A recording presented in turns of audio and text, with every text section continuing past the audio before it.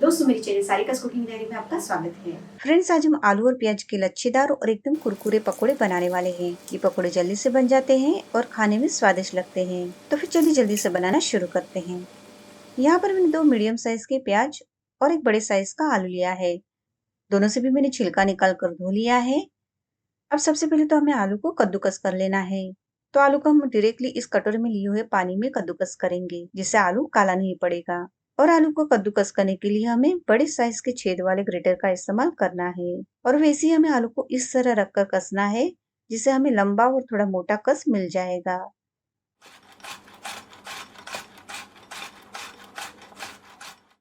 देखिए फ्रेंड्स, इस तरह आलू को डायरेक्टली पानी में ही कद्दूकस करने पर ये काला नहीं पड़ा। अब इसे 10 मिनट के लिए हम पानी में ऐसे ही रहने देंगे, जिससे क्या होगा, आलू में जो स्टार्च होता है वो निकल जाएगा। और फ्रेंड्स, आप जानते ही होंगे कि स्टार्च की वजह से आलू नरम पड़ जाता है। इसलिए अब 10 मिनट पानी में रखने के बाद इसे हम 2 बार और पानी बदलकर अच्छे से धो लेंगे।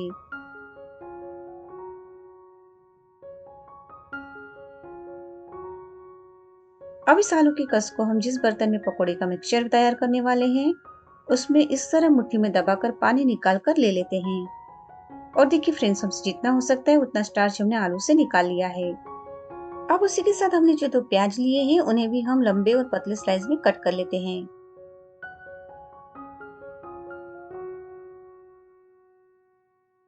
देखिए, हमें इस तरह से प्याज को भी स्लाइस में कट कर लेना है। अब इन्हें भी हम कटोरे में ले लेते हैं और बाकी के प्याज को भी इसी तरह कट कर लेते हैं। अब आलू और प्याज को मिक्स कर लेते हैं। अब बारी बारी से इसमें हम बाकी के इंग्रेडिएंट्स मिलाएंगे। तो सबसे पहले इसमें हम मिलाएंगे 1 चम्मच चावल का आटा। पकोड़े को क्रिस्पी बनाने में चावल का आटा मदद करता है। उसके बाद यहाँ पर मैंने आधा कप बेसन लिया है। इसमें से 3 चम्मच बेसन फिलहाल मैं ले लेती हूँ। हमें मिक्सचर में ज्यादा बेसन नहीं मिलाना है, इसलिए थोड़ा थोड़ा बेसन मिलाकर हम मिक्स करते जाएंगे। अब इसमें हम मिलाएंगे स्वाद के अनुसार नमक। अब ये ज्यादा सूखा लग रहा है, तो हमने जो बेसन बचाया था उसे भी मिला लेते हैं और फिर से मिक्स करेंगे। हमें ना पकोड़े के मिक्सचर में ज्यादा बेसन नहीं मिलाना है। जितना हमें आलू और प्याज को कोट करने में बेसन लगेगा, उतना ही बेसन हम मिलाएंगे। आलू और प्याज में अगर बेसन ज्यादा हो गया है ना, तो पकोड़े लच्छेदार और कुरकुरे नहीं बनेंगे। मैंने और 2 चम्मच बेसन इसमें मिलाया है। अब बेसन की क्वांटिटी परफेक्ट हो गई है। अब मिलाएंगे 1/4 कप कटा हुआ हरा धनिया, 1/4 चम्मच लाल मिर्च पाउडर, आधा चम्मच धनिया पाउडर, 1/4 चम्मच जीरा पाउडर, 1/4 चम्मच अदरक लहसुन की पेस्ट और 1 चुटकी बेकिंग सोडा।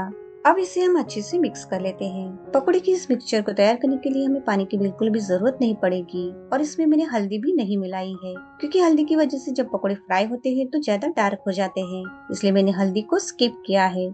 पर आप चाहे तो हल्दी भी मिला सकते हैं। गैस पर मैंने तेल को गर्म करने रख दिया है और देखिए, हमें तेल में पकोड़े के मिक्सचर को इस तरह अनइवन क्वांटिटी में छोड़ना है। अब हम पकोड़ों को फ्राई कर लेते हैं। तो जैसे मैंने आपको बताया, उस तरह मिक्सचर को तेल में छोड़ते जाएंगे। गैस की फ्लेम को फिलहाल हम मीडियम रखेंगे। जैसे ही पकोड़े फ्राई होने लगेंगे, गैस की फ्लेम को हमें स्लो कर देना है। हम पकोड़ों को तुरंत नहीं पलटेंगे। एक तरफ से थोड़ा फ्राई होने के बाद ही पकोड़ों को पलटना है। वैसे तो आलू को हम कद्दूकस करने की जगह पर पतला और लंबा कट करके ले सकते हैं, पर कभी आलू मोटा रह गया तो वो अच्छे से फ्राई नहीं हो पाता और कच्चा रह जाता है। वैसे ही प्याज जल्दी से फ्राई हो जाता है और आलू के कच्चे रहने की वजह से पकोड़े कुरकुरे नहीं बनते। इसलिए इस तरह कद्दूकस कर लेना ज्यादा अच्छा है। फ्रेंड्स, अगर आपको अब तक की मेरी ये रेसिपी पसंद आई हो तो प्लीज लाइक के बटन को प्रेस कर दें। आपको रेसिपी को लाइक करने में सिर्फ 1 सेकंड लगेगा, पर आपका एक लाइक मेरा हौसला बढ़ाने में मदद करेगा। आशा करती हूँ आपने रेसिपी को लाइक कर दिया होगा। और यहाँ पर आपसे बात करते करते हमारे पकोड़े हल्के फ्राई हो गए हैं। तो गैस की फ्लेम को स्लो करके हम पकोड़ों को सुनहरे रंग का होने तक फ्राई करेंगे। स्लो फ्लेम पर पकोड़ों को फ्राई करने से पकोड़े ज्यादा से ज्यादा कुरकुरे बनते हैं। और फ्रेंड्स, देखिए हमारे पकोड़े सुनहरे रंग के हो गए हैं। तो इन्हें हम एक प्लेट में पेपर नेपकिन रखकर निकाल लेते हैं और इसी तरह बाकी के पकोड़ों को भी फ्राई कर लेंगे।